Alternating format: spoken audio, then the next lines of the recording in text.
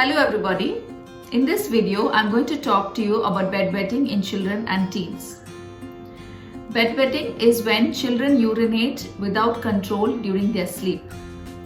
Usually, most children by the age of 4 are able to control their bladder both by day and by night time. If your child is over 7 years of age and is still having episodes of bedwetting, this may need looking into.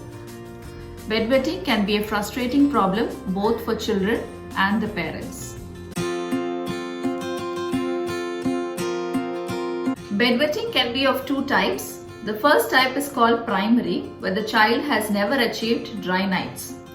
The causes of this primary bedwetting could be a combination of things like family history, where anyone in the child's family is known to have had prolonged episodes of bedwetting or a weak bladder. The child may have a delayed or slow development of bladder control, or the child could have a smaller than expected bladder capacity. Sometimes the child may be making too much urine at bedtime, for which some causes need to be looked at, which can be anything from the child having excessive fluids around bedtime or constipation, which is a common cause of bedwetting problem.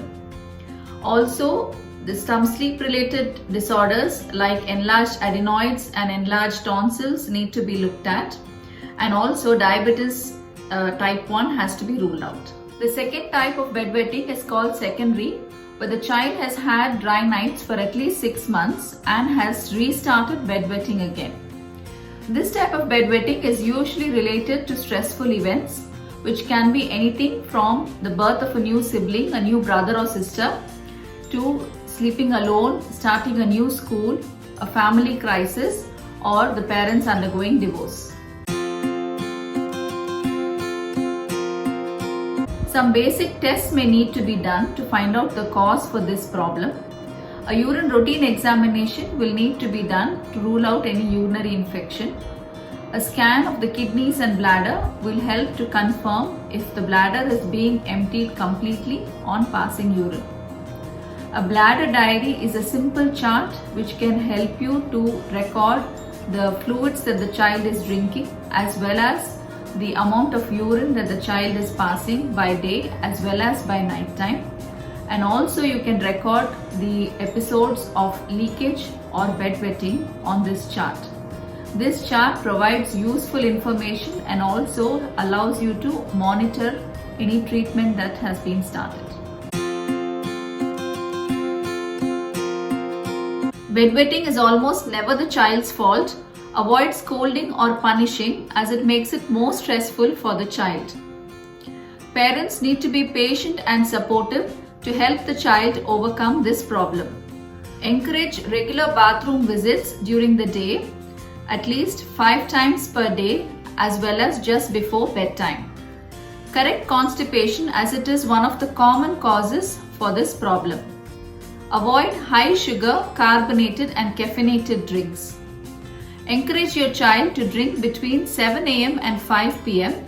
and only sips of fluid after 5 p.m. Ask your child to use pull-up diapers when she is sleeping outside the home for any sleepovers to avoid any embarrassing accidents. Bedwetting alarms have been found to be useful in some children.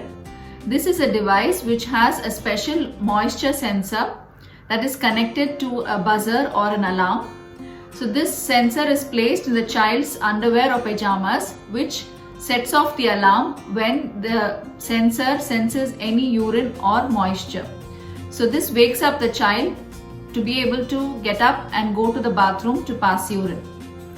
The child may need to use this device regularly for up to 12 weeks before she starts to wake up and go to the bathroom on her own. Keep a calendar to note down how well any treatment is working.